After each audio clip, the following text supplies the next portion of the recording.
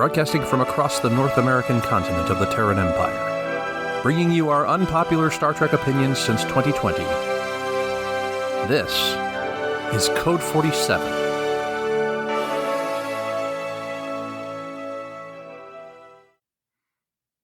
We are back yet again. It is the Code 47 podcast on the Secret Friends Unite podcasting network. This is episode 55. This is the beginning of a strange and wonderful new journey.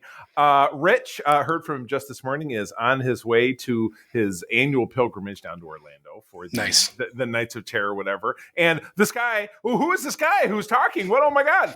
I'm joined again by Rich's right hand man, Paul Moderman, who's been on this show before, but he is going to be hanging out with me for the next month. For 4 episodes. And we've got kind of some strange and crazy, weird stuff going on. So, Paul, give us a hello, first and foremost. Hi. Good to hear from you. But first and foremost, give us, thanks for joining us. Thanks for joining this wild ride. And then we've got even more kind of strange and exciting stuff coming up for after Paulston is done. But Paul, give us the Reader's Digest version. Give us the elevator pitch of you and Star Trek. Yeah, thanks, Charlie. First of all, thanks for having me on. I love the show. I love guesting with you guys. It's awesome. So the Reader's Digest of my Star Trek life begins really probably late 80s-ish. So I was born in 81, and my dad would watch TNG at night. And every now and again, I could stay up late enough because it was on like syndication or whatever. Yeah. Like 9:30, 10 o'clock or something like that. And every now and again, I would stay up late enough and I could see he'd make his special popcorn, and then we would watch TNG. And of course, since it wasn't consistent, I couldn't do it every time. So I didn't get the through line of TNG. Mm-hmm. But then I kind of grew up. I moved out. I after that, I saw all the films. So I've seen all the Star Trek films at least once, and most of them several times. And then I returned to TNG and I blasted straight through the whole thing with my wife, actually, when she gave birth to our child. And she was on maternity leave. I was on paternity leave. We blasted all the way through TNG. And I loved it even more because I loved it back when. And I loved it even more straight through because I got to see the through lines, right? The plot points that go above one episode really stitched together then. Right. And it's so far beyond. And it's funny, Leonard Nimoy, in the 25th anniversary, they did a documentary. He and Shatner sat side by side. Uh-huh. And he was talking about TOS at the time. And he said it's a varied experience. For if you're a kid, you watch it and you enjoyed the space battles or the gunplay. And then later you come back to it as an adult and watch it again and catch something that you missed. Catch, a morality play here or a this or that there. You know what I mean? And TNG is very, very much the same deal. And that's a perfect way of saying it because that's exactly right. As a kid, I was enamored of warp drive and phasers, right? Yes, good stuff. As grown up, I was like, I could give a crap about phasers. I wanted to see the stories happen. Right? Yeah. I mean, the great Shakespearean tapestry of a galaxy that is Star Trek with the highs and the lows and the empires and the dynasties and all this stuff. And when I was a kid, I thought the holodeck with Dixon Hill was dumb. And as an adult, I loved it. Like all that stuff, totally flip. You do like a windshield wiper kind of thing of like, like a windshield wiper thing. Yeah. That is awesome. And so the other piece that is pertinent today is the other series in Star Trek. I have only sliced episodes here and there. I don't have through lines for Voyager, which we're going to do today. I don't have through lines for DS9 or Discovery or Enterprise or whatever.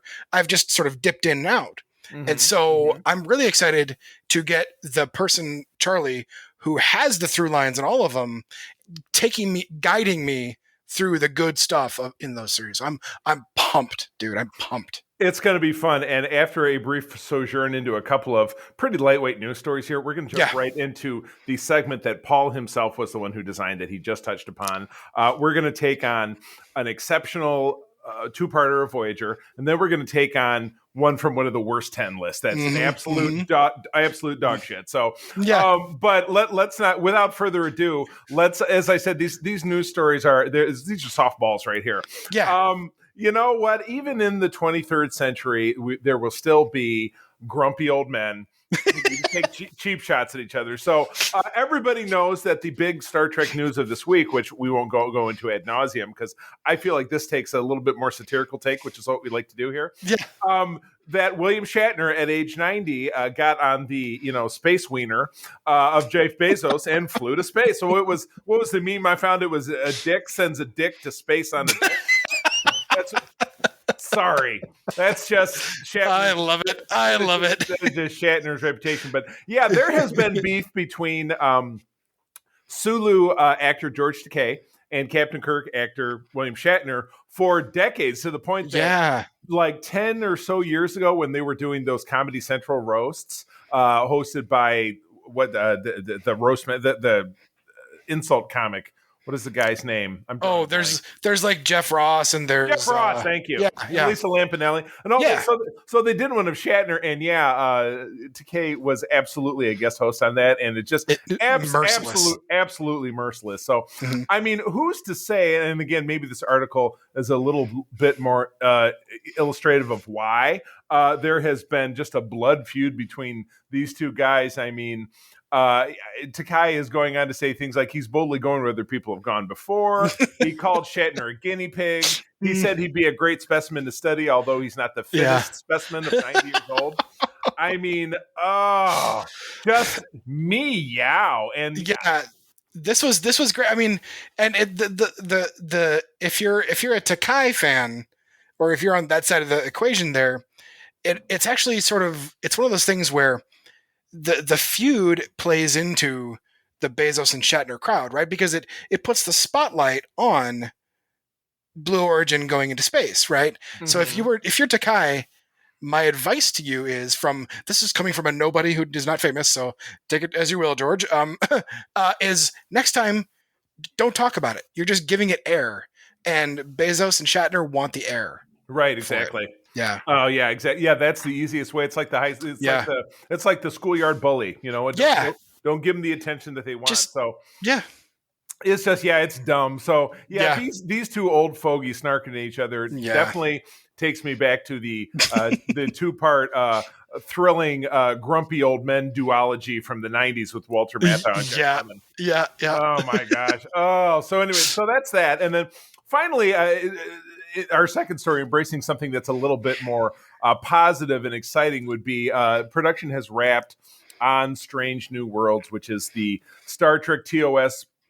Boy, right now it's kind of an in-between quote, because it's in between Discovery, seasons 1 and 2, and in between TOS. So it's pre-TOS, post-Discovery. So what do we call that over on SFU? We call it a side quill or a third wheel or something. I don't know. Yeah, but anyway.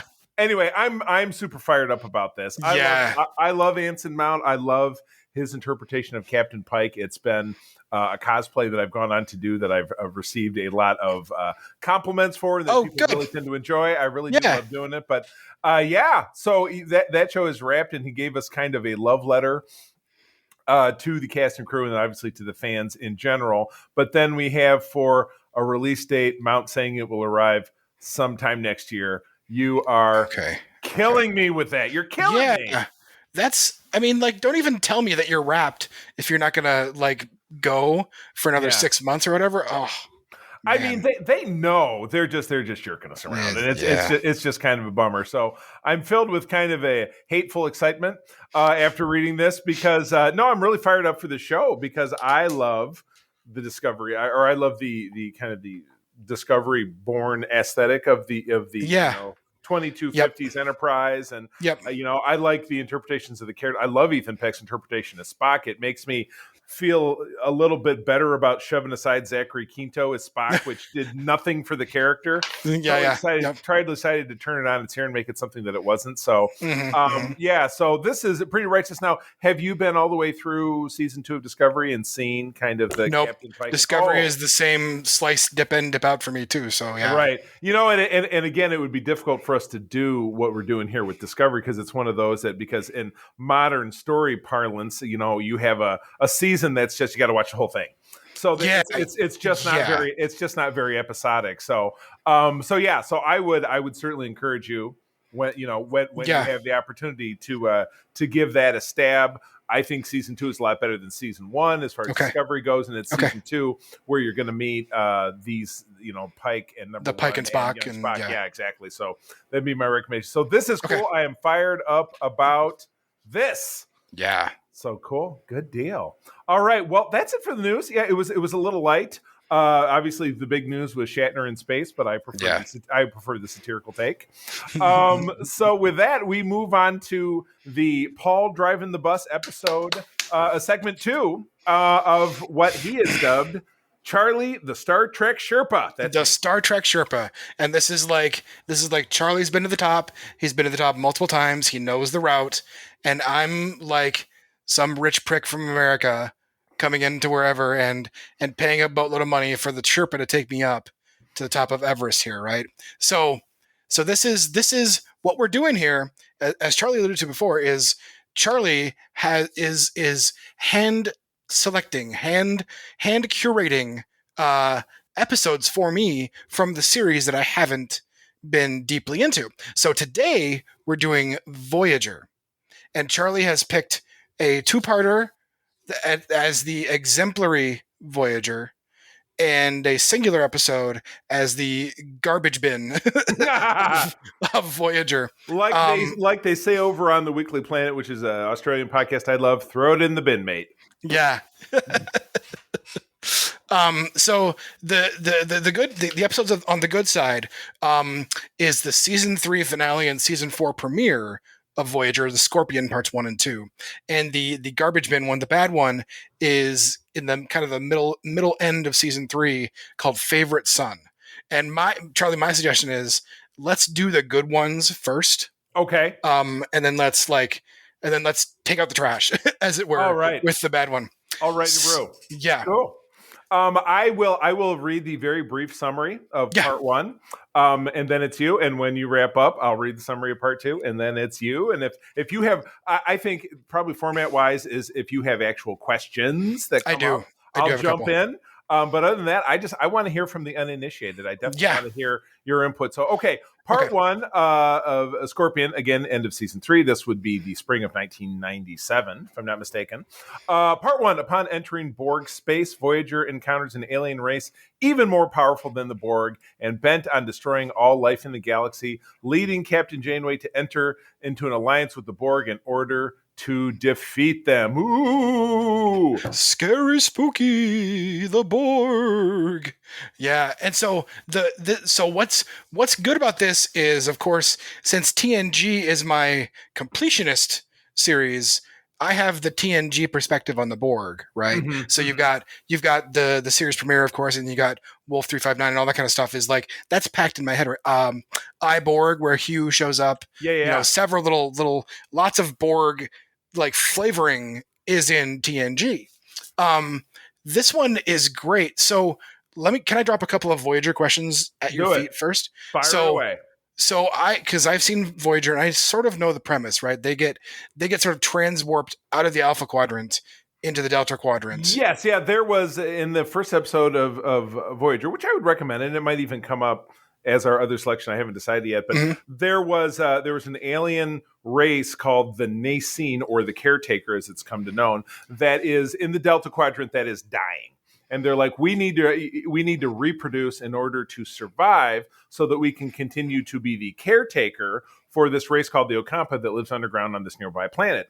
So they use this graviton wave in all over the universe, all over the galaxy. But in the Alpha Quadrant, it's in the Badlands, which is near DS9. It's where the Maquis live. Now, this probably means nothing to you, but the Maquis are freedom fighters fighting for independence against the Cardassians. Okay. And what we do is, when the episode starts, we see a Maquis ship escaping from a Cardassian. They get snagged by this wave. They get sucked in. A couple weeks later, Voyager, assigned to find them, goes to the Badlands, also gets sucked in. The two crews end up having to work together to escape. The Maquis ship is destroyed. The Maquis crew joins Voyager. Thus, we have a series. They're then 75,000 or 70,000 light years, or 75 years from home at maximum warp. So we then have the premise of the series, which is we're going to get home by taking a straight line home, and hopefully we'll find a shortcut or we'll this and that. But they're their only ship in the Delta Quadrant. They're totally on their own. Thus the premise of the series. Yes, there you go. So my question then is, as regards the quadrants, is it simply that there are 4 pizza slices of the galaxy? Correct. Is that how it goes? Okay. Four big pizza slices, alpha. Well, it's funny. You can see it if you can look behind me. Can you see? Can you see? Your video is a little choppy, but okay. Okay. In the lower left-hand corner of this, there is, you're absolutely, it's quadrant system. So if you can see my hand, lower left hand is Alpha Quadrant. Yep. Only a little tiny portion of it is the Federation. Yep. Voyager gets dumped all the way to the northeast, to the very edge of the Delta Quadrant. Okay, so there, and it's funny, you can't really see it, but if you follow my fingers here, this is the route that Voyager has to take to get home. So this will not at all be helpful for anyone who doesn't watch our YouTube channel, so sorry about that. Yeah, sorry guys, just imagine it's a pizza, and they started on one and got gravity waved to the opposite slice from their slice. Just think about, a diagonal line, they went from southeast to northeast, and they have to go back. Yeah. Okay. So thank you for that, so that helps me geographically plant the things here. Okay, so I'm gonna go for a bit here a little bit because I wrote down some things. Go nuts. The first thing is that, what I noticed just sort of about it as a show is that the music is very different. The intro music, very different than your TNG, right? Then TNG again is the one that's stuck in my head, and this one has a little more pensive but also soaringness to it, right? Mm-hmm. TNG has it's like a little snappy, actiony kind of quick paced, and Voyager has it's like slower, a little more orchestral a little bit, but also like soaring a little bit more too. And I really like that because in my head, again, being like small time aware of Voyager is a great name for what the series is, because they have a hell of a long way to go, and they don't know what they're going to do, and they don't know what they're going to see. Mm-hmm. And so you have to be a little more watchful and cautious, and sometimes, just like in this 2 episodes, you have to sort of thread a needle sometimes too, right? Between like scary things around you and the way home. So I thought the intro music, super good. I love that. I'm excited to watch more Voyager now, just to sort of plant that music in my head as the starting point for each episode. I thought it was great. I thought it was great that they used John Rhys Davies as Da Vinci. Awesome. That was such a great casting choice. I know. And I thought it was great too that it takes both parts of the series to sort of deliver on the Da Vinci perspective, right? So you get the intro right away, or I think actually technically the first thing you see is, I think they did a great job of introducing this, because the first thing you see is the cubes just getting shattered, right? Right. They get blasted. 40 seconds, and you see 2 cubes coming in. Typical Borg perspective. We are the Borg. You will be assimilated. Just as you know it is ever. And that's, watch it the first time. You're like, holy shit! You're home alone. I don't want to knock my microphone, but you're Macaulay Culkin, and because like if you grew up on the Borg, you're like, the Borg are like the big bad guys, right? They're the big kids on the block, and these guys just slice right through them like they're not even a thing. Mm-hmm. And so that's a perfect table setting for, holy crap, how's Voyager going to get out of this scenario, right? Because Voyager has to thread, there's sort of an empty patch through Borg space that they're taking, right? And so they're like, okay, we're going to do this, and we're going to, like, everybody hold your breath and be quiet, and we're going to go through this passageway, right? Yeah, right. Exactly. And then seeing that, knowing you, like, there's a huge threat here. So that was great. It's, like I said, great that John Rhys Davies was there setting the table with the Da Vinci stuff that pays off in the next episode with the how do we, and that's, so stepping above that, one of the things I've loved, and this is part of my, like, the windshield wiper analogy, is my adult side of my Star Trek fandom comes to love and appreciate how captains and other members of the crews, they find inspiration and they find value and meaning from the past, from history, from exploring themselves. Like, there's Star Trek, but there's also self-Trek, right? Which is Janeway sort of going through her process of like her Da Vinci's kind of like her Dixon Hill thing, right? A little bit in this episode where she's just pretending to be in the world and doing things. But also like that world peeks out back into Voyager itself, where when she sees the shadows on the wall in the next episode, that gives her the inspiration for how to sort of resolve the whole thing. So again, I love that. Adult Paul loves that. Kid Paul wouldn't have gotten that. So that's great. So Kes. Kes is an interesting character. Kes reminded me, of course, of Troy. But what is Kes's deal? She's telepathic. She is. Now, it's funny you should say Kes is interesting because this is the third to last appearance of the character and she leaves the series. So, sorry. Oh, really? Oh, geez. Sorry, spoiler alert. What's funny is that she ties right back to the first episode of the series with the race that's being caretakered by this Nacine, this array thing, is her race. They're called the Ocampa. They're essentially defenseless. They only live for 9 years. So she's like 3 years old. She's approaching middle age. Still looks pretty good for middle age. Wow, yeah. But there was a lot of back and forth, not only in that first episode where the race is introduced, that they have nascent basically telepathic powers, which throughout the 3 seasons of the show, Tuvok is helping her develop. And it comes into play here. And then again in part 2, and then in the episode afterwards is called The Gift, and that's when, she leaves the show. Because she was replaced by Seven of Nine, who you're going to see, who you got to see Seven of Nine's Genesis in the second episode. So Kes, an interesting character. There are, of course, a lot of theories as to why she left. It was really quite unfortunate for actress Jennifer Lean because her life took a complete nosedive after she left the show. Her career was ruined, and I believe she had some run-ins with the law, and her life is just basically kind of in the toilet now. So where Jerry Ryan is, kicking it, and she's still on Star Trek. She's still on Star Trek. Yeah, exactly. So she was. There was possibilities for the character. I didn't necessarily think she had to go, but they, in a lot of ways, she was more interesting than Harry Kim or some of the other characters on the show. So I don't know. And we'll get into more into Harry on the second part here too. Ouch. Yes, but let's not spoil that yet. Okay.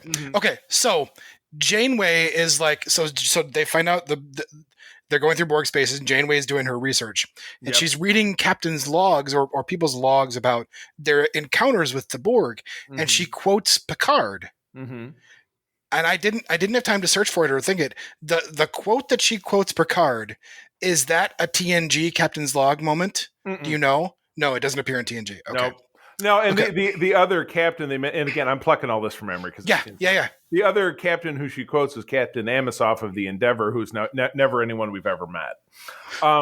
So she was aping Picard, but she was aping a log entry we'd never heard. But it's something that you can feel like Picard would have. You can feel like Picard wrote it. You can feel his voice, and that's what kind of Chakotay makes reference to. She did. Catherine or Kate Mulgrew does a good season it with Picard a little bit, right? Right. A little sprinkle of Yeah. Picard there. That was super good. I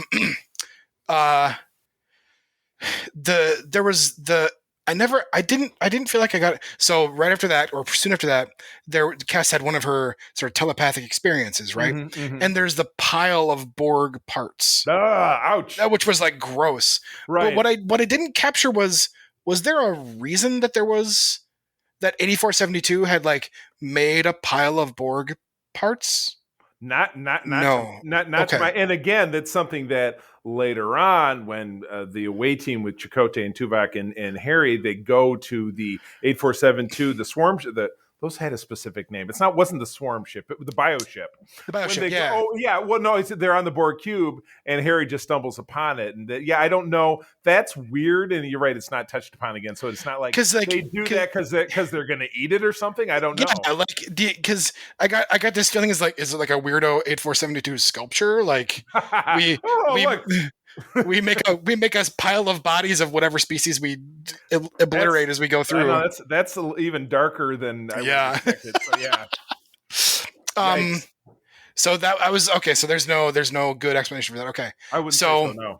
So there's also they're trying to get Taurus is trying to teleport or transport people off the cube back to the ship when they want to kind of get the hell out of there, right? And she's like, "Oh, you know what I can do?"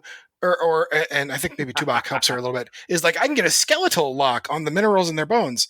And in my head, anytime there's transporter stuff, I'm like, people, why do you fuck around with transporter stuff? Like, it's terrifying. I would not want to be like, I think this could work. Energize, right? Like that's if you're not sure, leave me where I am, right? And like get a better lock, or I'll fight my way through it or whatever. Yeah, I'm taken right back to Star Trek: The Motion Picture. Yeah, exactly. When there was a transporter accident, which still ended up not making any sense. Like, oh, there's something wrong with the transporter, and it turned these people inside out and beam them. It's like, who would ever use one again in your life? Yeah, you're like, all right, I'm standing on line. These two people are in front of me. I'm looking at something on my phone. And then they beam back and they're turned inside out. I would be like, fuck this. I'm out. I'm taking the space shuttle, right? Or whatever. I'm not doing it. Yeah. Yeah. I never again in my life will I take a transporter. Yeah. Yeah. But then again, everybody seems to be totally cool. Oh, I guess it's an acceptable risk. It's not a big deal. Oh, come on, man. Guys. Whew. So that was, I just was like, okay, guys, why you do that? So we get 8472, which is the Borg designation for this series, or this species. They want to do a sort of an incursion into our universe, I guess you could call it, and just obliterate all life, essentially. What I couldn't grasp their motivation for that.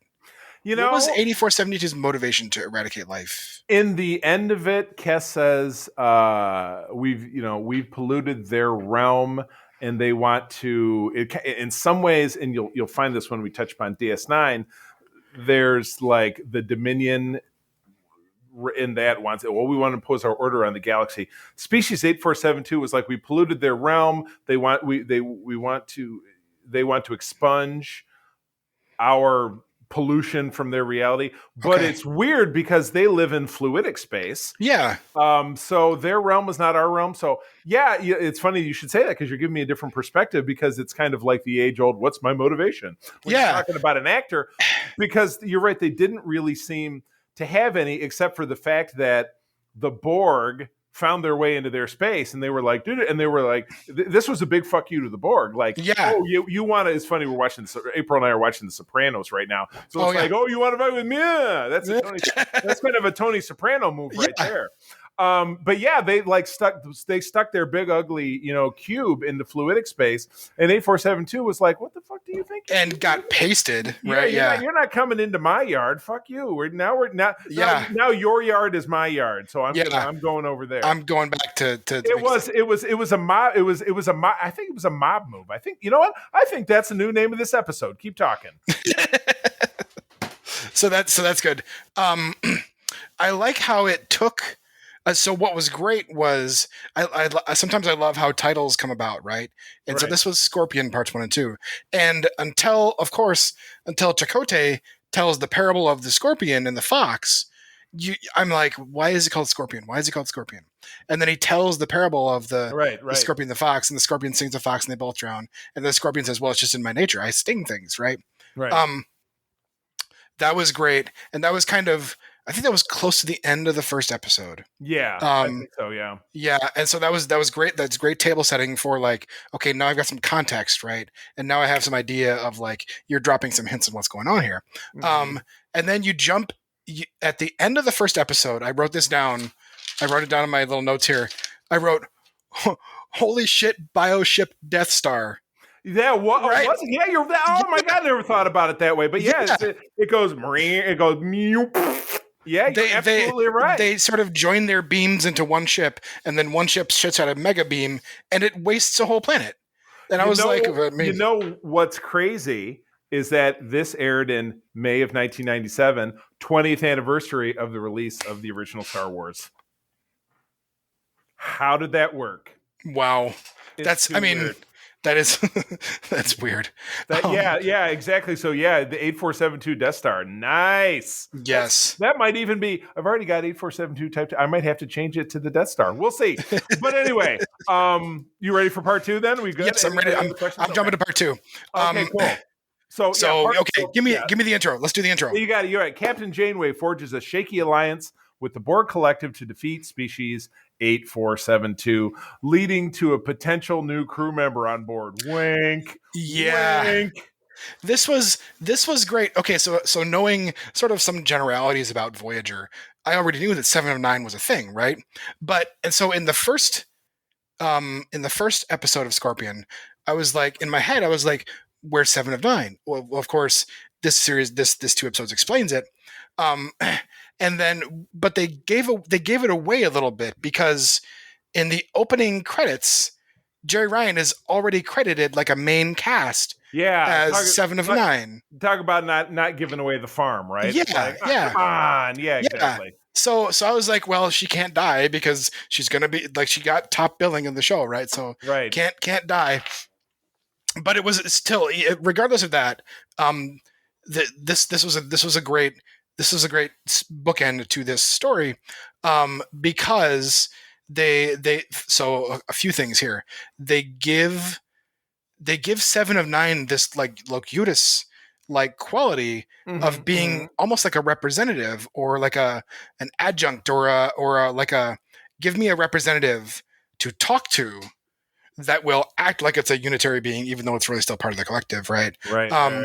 And that bore some similarities to Locutus in the TNG arcs of where that was. And so that was really good. And that kind of showed you, okay, they're connecting some dots here. They're making the Borg have some similar traits in how they go about doing stuff. And then you find out that 7 of 9,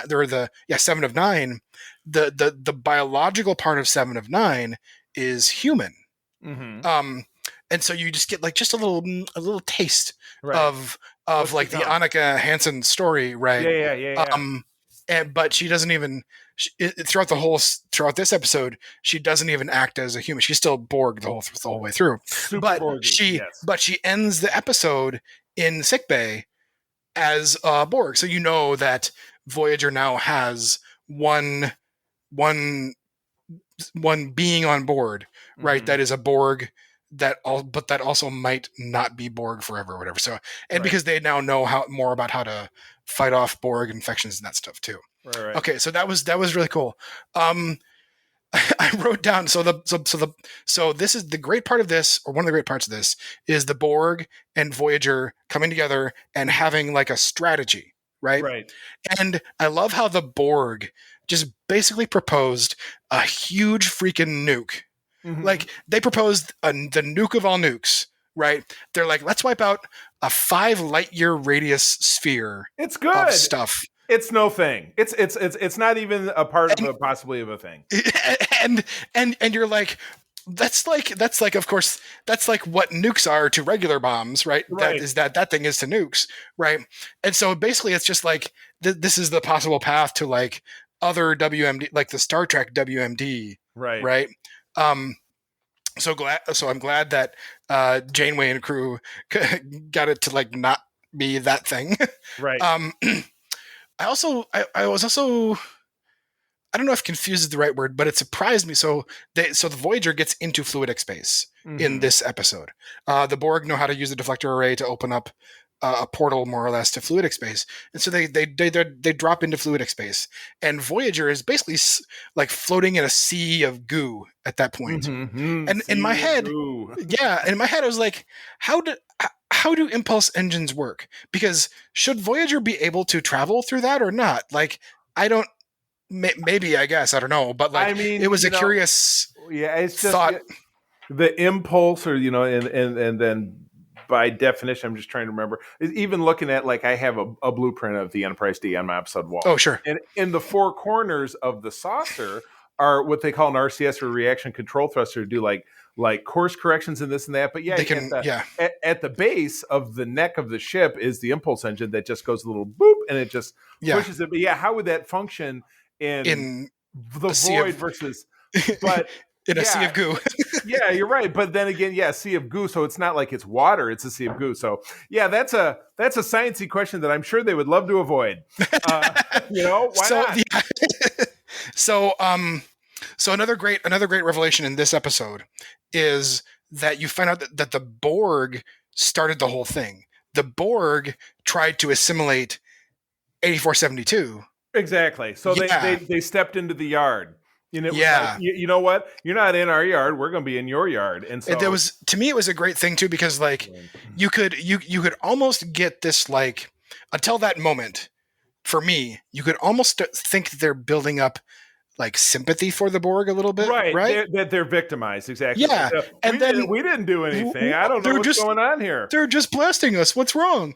And then you find out that the Borg are the pricks who came in and tried to assimilate them. Yeah, right? Exactly. So like, so you're like, okay, yeah, Borg still bad guys. Okay, gotcha. Mm-hmm. Right. Done. Okay.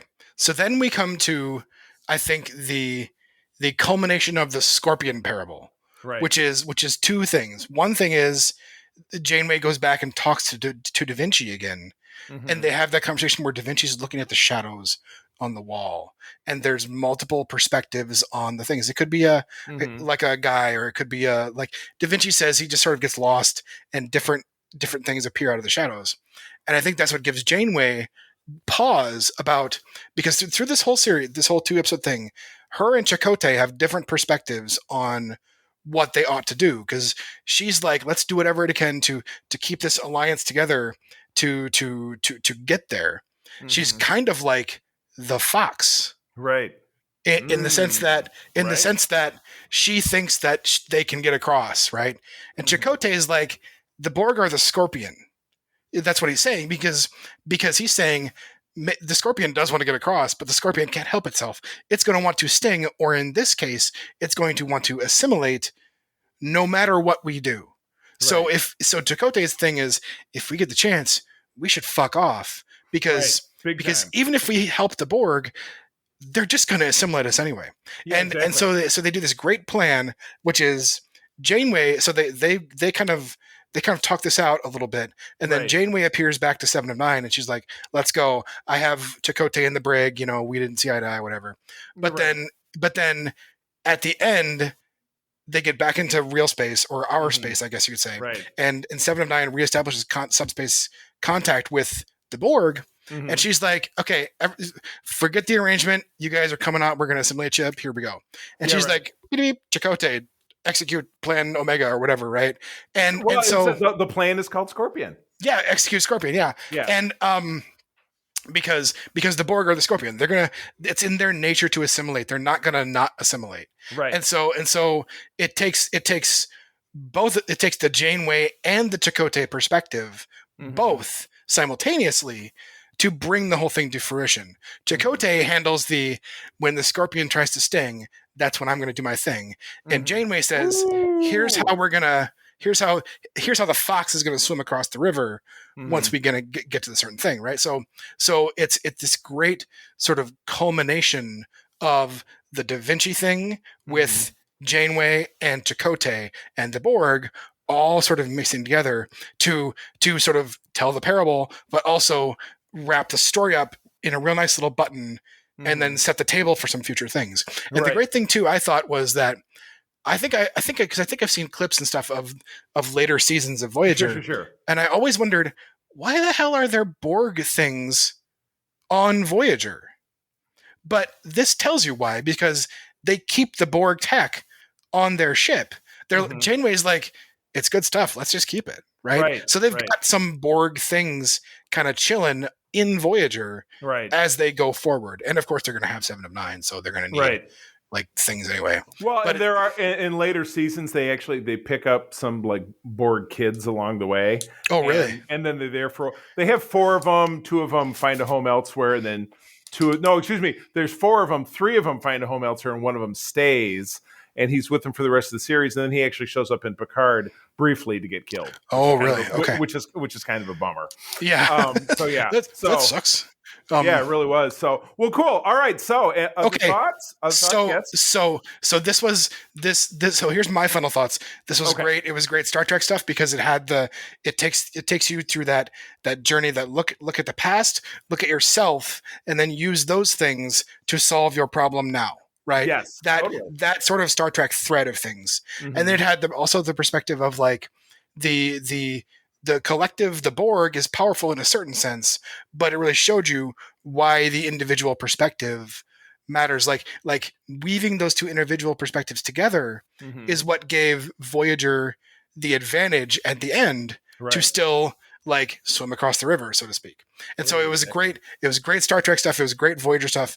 I definitely now have a finer appreciation of a slice of Voyager now too. So one thing I wanted to do before we jump to the bad thing can I ask you for your little brief, as brief as you want it to be, whatever that is, like about Scorpion for you in your experience of Voyager. What is it about Scorpion that makes this like creme de la creme of Voyager? I would say this is like in any pop song, there's Take It to the Bridge. So you have that little instrumental part in the middle that gets you from the beginning of the song to the end of the song. It's the middle. It's the middle chapter of a song. So the first 3 seasons of Voyager, while there were peaks and valleys, and this was a great episode or this was kind of bland. Okay. Sure. Which I feel like at the end of season 3, that's why the producers put their heads together and said, look, our ratings are not great. The show is not doing what we wanted to do. We gotta put something in the mix. And what's funny is it almost seems like their roadmap from that was they did the same thing on DS9 in the fall of '95 when Worf joined the cast. Okay, so that was about a year after the end of TNG.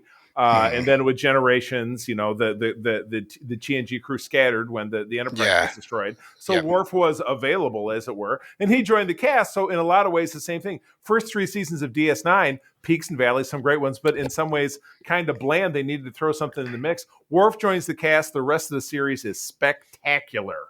It's amazing. Okay. There are very few, like if we went back and did because we're doing a worst of DS9, the episode that I'm going to toss in there will definitely be from the first or second season. Sure. I mean? Because you still have bad episodes in seasons 4, 5, 6, and 7, but they are so few and far between. And with Voyager, I wouldn't say they had the same track record, but to circle back, after 7 joins, the series takes a much more focused trajectory, where they're Janeway is still dealing with the morality play of should I do this thing because it'll get us closer to home, or with 7 it's like they form this symbiotic mother-daughter relationship where I'm helping her reclaim her humanity, but I'm also finding ways to stick to our principles while still finding ways to service our goal to get my people home. So it's much more alive. And again, seasons 4 through 7, it's the same that's a parallel between the two shows, because yes, in the beginning of season 4, both shows added a new character, one from an existing race or background that propelled the show into a greater direction. So I've never read specifically an article that said that, but in my esteem, it's absolutely true. Okay. I love that. That's a great concept. The bridge, right? Yeah, it's the bridge. Yeah. It's the bridge. Sweet. That's it. Okay. So before we get to the bridge, the troll under the bridge, which was only about 5 or 6 episodes before Scorpion Part 1, was the season 3 episode 20 stinker known as Favorite Son. Okay, this was Harry Kim, the ensign. The ensign seemingly learns both that he is actually a member of a Delta Quadrant race and that his, air quotes, people want him to never leave his new home. So what do you think about this one? Okay, so let me start some things here. One thing I noticed, and this goes across everything, is like, so the first thing that happens is like they encounter some unknown ship, and the encounter is pretty innocuous, right? They're like, oh hi, we're the Blood, we're cool, and you guys are cool too. Hey, great, let's all be friends. And Harry's like, guys, no, I'm gonna fuck you up. So Harry leaps up. Harry's like tapping away at his console, and then I think Tuvok says, tactical is now routed through ops, or something like that. Right, exactly. And what picked in my head was that are Starfleet ships too flexible, right? Because there's always a way for, because in TNG data takes over at least once, I think twice, maybe two, through various machinations, right? And so in here, computer lockout, blah blah. He locks everybody from everything, and he says only take commands from engineering or whatever, right? That kind of stuff. Right, exactly. And then so Ensign Harry Kim has the access and the power to be like, no, you over there, I'm taking over your stuff, and there's nothing you can do about it. I'm gonna fire the phasers. I'm gonna fire things. I'm gonna raise the shields, and there's nothing you can do. And I'm gonna do it from this console. That is, to me, I was like, that's a design flaw in Starfleet ships. Yeah, exactly. That any panel can override any other panel, and there's no actual security. Yeah, that's bad. But again, it serves for the purpose of facilitating this otherwise ridiculous plot. Yeah, it facilitates this ridiculous plot, and there's ridiculousness all over in this one, and like even before Harry gets down to the planet with the lovely ladies all around him. Oh my! Harry. I feel like Harry is too easily convinced to be okay with what he did, because if Voyager was not like stranded in the Delta Quadrant, like honestly, Harry should be court-martialed for that, right? Like should completely be other things to follow, because he does a lot of dumb shit, and he never gets promoted throughout the series. And I guess now you know why. Now you know why he's ensign the whole way through, right? Yeah, exactly. Because like this is like the of the Star Trek stuff I've seen, except for when Data gets kind of like cooped out a little bit, right? This is the most clearly like disobeying orders, like not only disobeying orders, but like just subjugating and subverting everything about the ship to me, ensign whoever, doing the thing. And then like 5 minutes later, he talks to, I think, the doctor and maybe Taurus, and they're like, he's just like, yeah, I guess it was okay that I did that. No, it wasn't. It wasn't okay that you did that, Harry. Okay, so there's that. I was like, what is going on here? So that led me to here's what I wrote down. The next three little bits on my notes were: the humor is off, the directing is off, the story is off, the dialogue is off. Nothing feels right. There's a piece of this that doesn't feel like, I get why this is one of the worst ones of the whole thing, because not only is the plot itself ridiculous, but a lot of times you have to make actors and characters go through to do a ridiculous plot. You need to have them do and say ridiculous things. And that's what happened here, is that all of the characters are saying and doing just either they're doing dumb things, or they're giving poor justifications for doing things, or they're like mannequin their way through stilted dialogue that's just garbage through the whole thing. And so that's this of course is not even to mention the utter absurdity of this lady planet, right? Of like, they get down there and like when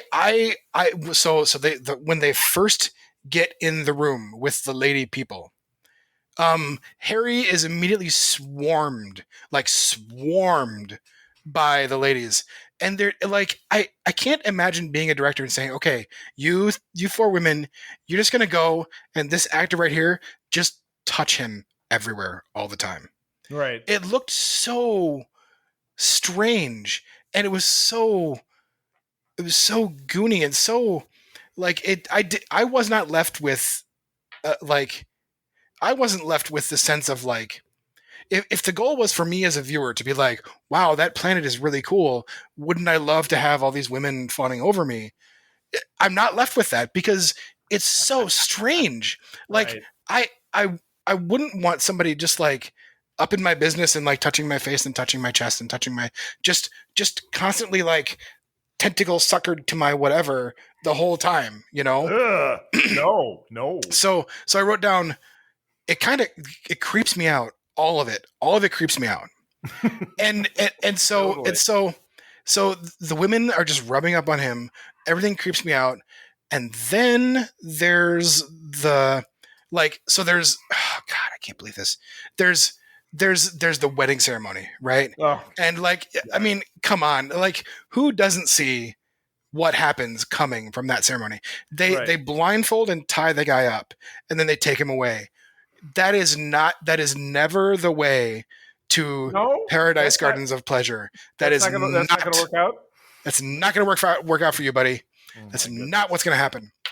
And so when Harry finds the guy later, it has this like, oh look, it's like the dead guys in Lord of the Rings when they come into Helm's Deep, or not Helm's Deep, into the mines of Moria, and there's all these dead guys with arrows and like rotted out skeletons. That guy, they're like, the ladies are like, well, we had to take a lot of material from our mates so that we can mate, and you're like, that's disgusting and awful. So sexy. So there's so it's absurd. And here's the other thing. There's three things, I think, three final thoughts I have on this one. One is this race, the lady race, whatever, I forget what they're called. I don't remember either. It really makes a dent.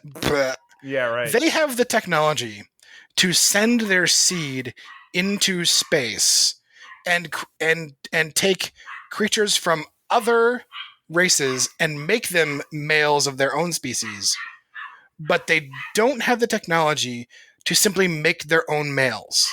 That makes no sense to me, right? They're doing a harder thing when they could be doing an easier thing, I think, because they can rewrite DNA. It's like, why are you having trouble making men in your house when you're doing a harder thing outside the house? Okay, that's one thing. My dog is barking. Sorry, Charlie. 1 second. Your dog seems super serious. Yeah, just give me 1 second. All right. Go ahead. So it's strange that they're so technologically advanced, but they can't make their own men. But they make their men from other races. So that's one thing. Tuvok says, and I went around and I read some things about this one after I watched it, and I saw Tuvok says, "I, sir," to Janeway. No. Yes. He does. That is a protocol slip. She usually doesn't tolerate it. She doesn't tolerate that. Like, that's right. I can remember seeing something in the past where Janeway is like, no, I'm not sir, right? I forget how she terms it, but like, Janeway is not sir. You know what I mean? Right. And Tuvok says it and they don't do anything about it. And the other thing is, like, I actually think it would have been better if Harry was this race. Right. If it turned out that he was, rather than that they had like fooled him or whatever. Right. Like, I actually think it would have been more interesting for Harry to sort of give that up and sort of be guided by sort of his core beliefs, rather than come to realize what's goofy and whatever about this race. Like, and it would have been, I think it would have been cool to have, like, for Voyager to emerge back, like at the end when Voyager like bursts through the sphere and like gets back to the Alpha Quadrant. Like, it would have been cool to have another representative of a race that was not part of the Alpha Quadrant, like, with them, and like they had all that stuff. So anyway, it's everything about this one was like, everything was off. I was not entertained ever. You're right. In this episode, that was the thing. Is that the directing bad? Right. Bad directing makes for bad acting. It's not the actor's fault, I think. Right. Yeah. Bad plot and bad script make for bad acting. Again, not the actor's fault, I don't think. So it was just wrong. It was just wrong. You know, I would for sure say it's a victim of the old model of television production, like 26 episodes in a season. So we got to have one on every, not every week, but every, out of because there's sweeps in November and May, and then we're on break, and then we're back, and blah. So you're going to have, there's, the Rolling Stones, not every album is great, but they've been making music for 60 years. You know what I mean? So they're going to have crappy albums. So that's the way these work. So yeah, this was a stinker. I would have to stop and look up and see if this is, maybe this is an episode that didn't come from the regular writing staff. So that's why it was so bad. Because as I mentioned in our last episode, or I think actually I mentioned it when I was talking about Star Trek on Secret Friends, and Rich was on, so that was last week. I mentioned that TNG had an open door policy for spec scripts. You could send a script in, and let's say by hook or by crook, somebody read it and liked it, it could get produced. So the example I used in that one is one of the finest episodes of TNG is called Yesterday's Enterprise, where there's a twist in alternate reality. Tasha Yar comes back. That was written by a guy named Eric Stillwell, who I'm actually friends with on Facebook. He lives in France now. Oh, cool. But he was just some dude, if I'm not mistaken. I love that episode. Holy cow. He was just some guy, and I believe, and again, I'd have to research it, but they snagged his script, and obviously there was some they went there and other people did rewrites and blah blah blah and all this different stuff. But yeah, that was this dude's claim to fame. So for all I know, this could be like, well, this was a spec script submitted by Bill Johnson from Omaha, Nebraska, and they're like, you know what, we're really screwed because we need one more episode for to do before the end of the month, and so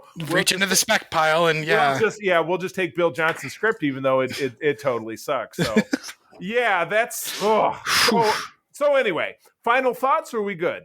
I'm good. My final thoughts are blah. Unless you have any other final thoughts yourself. I don't. This was a lot of fun, and I'm really looking forward to doing this again. Yeah. Next week we're going to switch out. We're going to do DS9. Yes.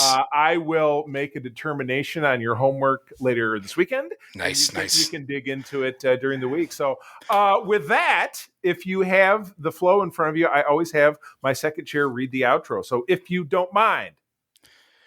For more information about Starfleet International, please visit Grand Petoskey and Region 13 on Facebook. The Facebook. Friends, thank you as always for joining us.